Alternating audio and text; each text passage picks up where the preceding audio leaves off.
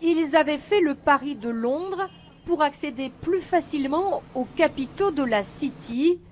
Ces deux start-up françaises vont sans doute devoir quitter le Royaume-Uni. Premier exemple, cette entreprise, elle a mis au point une application qui permet de diagnostiquer plus vite et moins cher les maladies. Ici, la décision ne s'est pas fait attendre. On se demandait où on allait installer notre centre de recherche, et ce sera en France, non pas ici.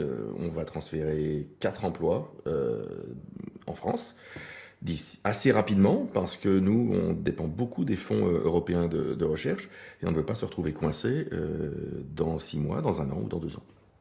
Il faut rassurer, et vite, les clients après le séisme du Brexit.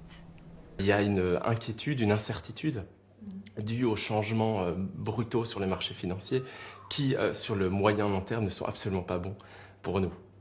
Au nord de la City, cette autre start-up met au point des services financiers très innovants pour les PME.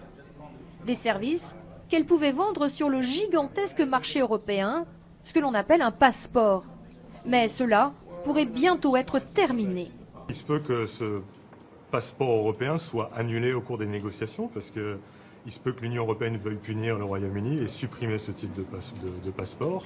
Et dans ces cas-là, il va falloir soit ouvrir une filiale au sein de l'Union européenne pour pouvoir continuer notre activité sur l'Union européenne, soit tout simplement déménager.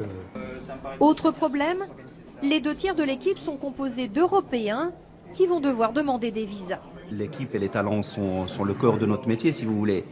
Donc si on n'est pas capable d'attirer des talents et de les ramener au sein de notre équipe, on va être obligé de trouver d'autres solutions. Bouger, aller ailleurs. Londres, c'était le paradis des start-up, notamment françaises. Depuis hier, ça n'est plus tout à fait aussi vrai.